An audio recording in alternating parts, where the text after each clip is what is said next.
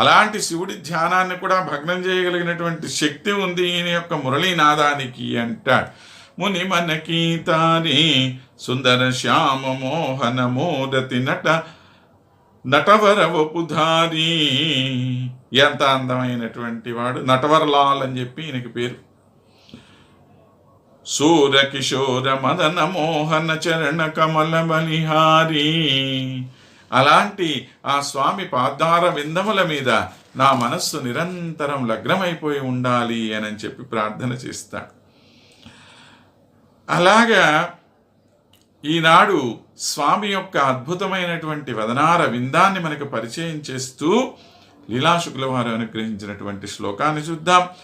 అహిమకర కర నికర మృదు మృదిత లక్ష్మీ సరసతర సరసిరుహ సదృశ దృశి దేవే వ్రజయువతి రతి కలహ విజయి నిజ లీలా ముది ముదిత మద ముదిత వదన శశి మధురి మణిలీయే.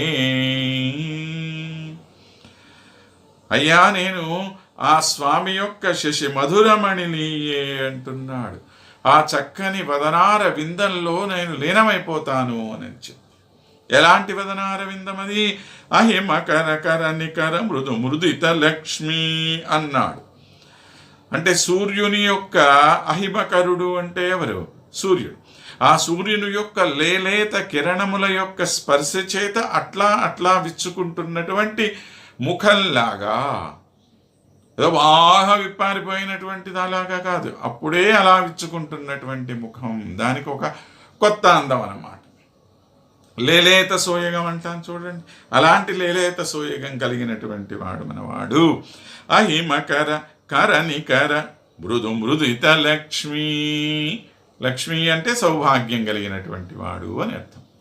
అలాంటి ఒక మృదువైనటువంటి దేహకాంతితో గొప్ప సౌందర్య రాశిలాగా మనకు కనబడుతున్నటువంటి వాడు ఈయన. తరువాత సరసతర సరసిరుహ సదృశ దృశి దేవే. ఈయన కండ్లు ఎలా ఉన్నాయి? పుండరీకాక్షుడు కదా ఆయన పేరు. సరసతర సరసిరుహ. ఇక్కడ పద్మముల వంటి కన్నులు అంటాం, సరిపోలే, ఇంకా సరసతరం అంటావి. బహు అందమైనటువంటి చూపులు కలిగిన, బహు అందమైనటువంటి పుష్పముల వంటి. పుష్పాలకే అందం, ఆ పుష్పాలని మించినటువంటి సౌందర్యం కలిగినటువంటి చూపులు. ఆ చూపులు సరసతర సరసిరుహ సదృశ దృశి దేవే వ్రజయువతి రతి కలహ విజయ నిజ లీలా. ఇంకా ఎలాగ ఉన్నాడు ఈయన అంటే, ఇదిగో ఈ గోపాంగనులందరితో కూడాను చక్కగా అక్కడ విహారం చేశాడు కదండి, రాసమాడాడు కదా. ఆ రాసమాడే సమయంలో ఏదో ఒకళ్ళ మీద ఒకళ్ళకి కొద్దిగా చిన్న చిన్న కలహాలు అన్నమాట, ప్రణయ కలహంలు అంటాం. అవి నిజంగా పెద్ద గొడవలేం కాదు. అలాంటి చిన్న ప్రళయ కలహంలో చివరికి ఎవరు గెలుస్తారు? సాధారణంగా ఆడవాళ్ళు గెలుస్తారు, కానీ మన కృష్ణుడు అన్నిటికీ ఎక్సెప్షన్ కదా, ఈయనే గెలుస్తాడు అన్నిట్లో. అలా గెలిచినటువంటి దీనితోటి ఒక గర్వసూచకమైనటువంటి ఒక దరహాసం అన్నమాట. ముద ముదిత వదన శశి మధురి మణిలీయే అని అన్నాడు. అలాంటి ఒక ముఖకాంతి కలిగినటువంటి వాడు ఈ చక్కని నవ్వుతో పాటు ఆ నవ్వులో ఉండేటువంటి కొంత అతిశయమైనటువంటి ఒక గర్వం. ఆ గర్వం దేనివల్ల వచ్చింది?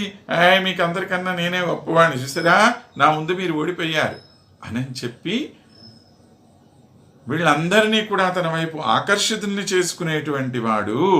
అలాంటి ఆ నవ్వుని ప్రదర్శించేటువంటి కళ్ళు, ఆ చూపులు, ఆహా చాలదా అది దర్శించుకుంటే ఇంకా జన్మ ధన్యమైపోదా? ఇలాంటి ఒక కొంటె నవ్వు కలిగినటువంటి స్వామి, కొంటె చూపు కలిగినటువంటి స్వామి, సౌందర్య నిధి అయినటువంటి స్వామి, మన మనస్సుని హరించి వేసేటువంటి స్వామి. అలాంటి కృష్ణుణ్ణి మేము దర్శించుకోవాలి, అందులో లీనమైపోవాలి అనేటువంటి భావాన్ని వ్యక్తపరుస్తున్నారు లీలాశుక్ల వారు. మరొక శ్లోకంలో మరలా కలుసుకుందాం. స్వస్తి.